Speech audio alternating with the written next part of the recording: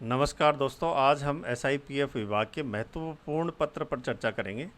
OPS लागू होने के बाद एनपीएस कर्मचारियों के लिए रिटायरमेंट एवं मृत्यु से संबंधित मामलों के लिए जिला कार्यालयों ने विभाग से मार्गदर्शन मांगा। उसी के लिए महत्वपूर्ण कुछ बिंदु हैं, उन पर आज हम चर्चा करने जा रहे हैं। स्वाभाविक सी बात है, ओपीएस एक बड़ा प्रोजेक्ट है, इसका फ्रेम तैयार होने में दोबारा समय लगेगा और इस पर विभाग काम भी कर रहा है और उसी काम के बारे में आज डिपार्टमेंट हमारे से चर्चा करने जा रहा है। 1/4/2022 से राज्य कर्मचारियों के लिए एनपीएस के स्थान पर ओपीएस को लागू किया गया। परिणाम स्वरूप एनपीएस के मृत एवं सेवानिवृत्त दावे कई जिलों में लंबित हैं।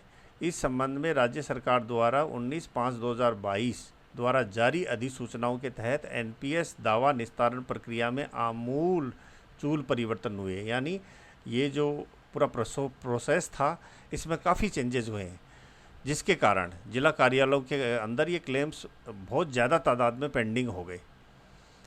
उन्हीं पेंडिंग केसेस को सॉर्ट आउट करने के लिए एसआईपीएफ डिपार्टमेंट ने हमारे को कुछ एक इंस्ट्रक्शन दिए हैं, जो एज ए एम्प्लॉय होने के नाते हमारे को भी पता होने चाहिए। सबसे पहले हम चर्चा करेंगे मृत्यु दावों के निस्तारण पर। एनपीएस मृत्यु दावों में पूर्व में प्रोविजनल फैमिली पेंशन के प्रयोजन से एनपीएस ट्रस्ट से प्राप्त समेकित पेंशन धनराशि पेंशन विभाग के बजट मद में जमा होती थी, किंतु अब कर्मचारी की निजी अंशदान की राशि जो दावेदार हैं उनको दी जाएगी और शेष जो राज्य सरकार ने राशि जमा की थी वो राशि राज्य सरकार के राजस्व मद में जमा होगी।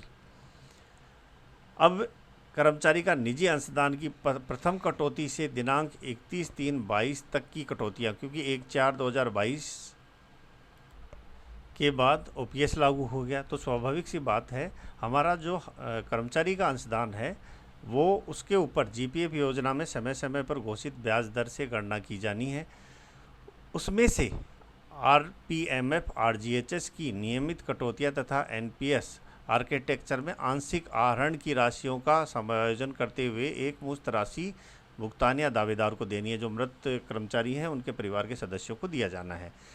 इस हेतु एसआईपीएफ पोर्टल पर समुचित यूटिलिटी विकसित की जा रही है। एसआईपीएफ पोर्टल को भी विकसित किया जा रहा है जिससे कि ये फैसिलिटी उसके ऊपर अवेल हो सके। मृत कार्मिक की एनपीएस ट्रस्ट से प्राप्त शेष कार्प्स राशि को राज्य सरकार के राजस्व बजट मद में स्थानांतरित किया जाना है। इस हेतु पृथक राजस्व बजट मद आवंटित कराए जाने के लिए वित्त विभाग को पत्र लिखा हुआ है और जैसे ही वहाँ से दिशा निर्देश मिलेंगे उसके अनुसार कार्रवाई होगी। अतः जिला कार्यालयों में प्राप्त लंबित एनपीएस मृत दावों में पारिवारिक पेंशन स्वीकृत कराए जाने के उद्देश्य से सीआरए पोर्टल पर पूर्ववत प्रकरणों को भिजवाने तथा जिला कार्यालयों के एनपीएस बैंक खातों में प्राप्त राशियों को उपरोक्त अनुसार भुगतान या स्थानांतरित किया जाएगा। जो ऊपर दोनों बिंदु दिए गए हैं उसी प्रकार से अभी हम चर्चा करेंगे सेवानिवृत्त दावा निस्तारण पर।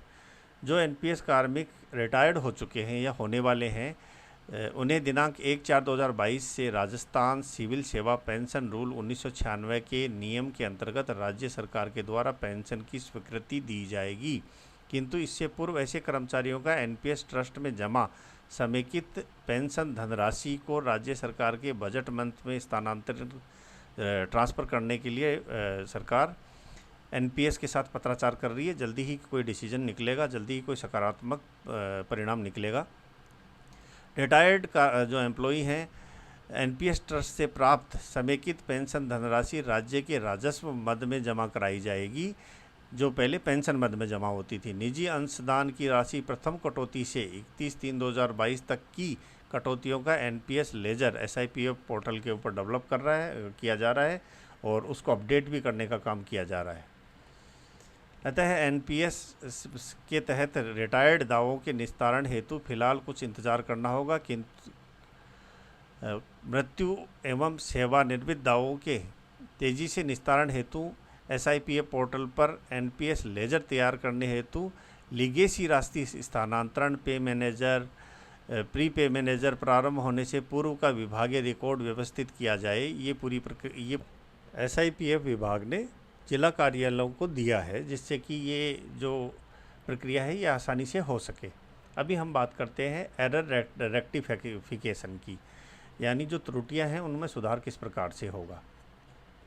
ऐसे कर्मचारी जिनकी 10 वर्ष की सेवा पूर्ण नहीं हुई है उन्हें राजस्थान सिविल सेवा पेंशन नियम 1996 के अंतर्गत पेंशन परिलाभ दे नहीं है तथा ऐसे एनपीएस मृत कर्मचारी जिनके परिजन राजस्थान सिविल सेवा पेंशन नियम 1996 के तहत पारिवारिक पेंशन हेतु योग्यता नहीं रखते हैं उन्हें एनपीएस आर्किटेक्चर के तहत भुगतान होगा। अतः उपयुक्त दोनों प्रकार के मामलों में कर्मचारी को अधिक या कम भुगतान ना हो जाए इस हेतु एरर रेक्टिफिकेशन की कार्रवाई अभी विभाग में जारी है।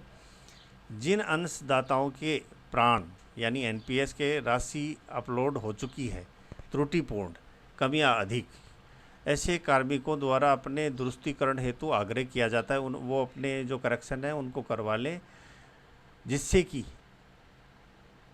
कार्मिक के अंदर संतोष की भावना उत्पन्न हो और एरर को कम किया जा सके। स्वाभाविक सी बात है, इतने बड़े लेवल पर अगर काम होता है तो थोड़े बहुत एरर्स होना स्वाभाविक है।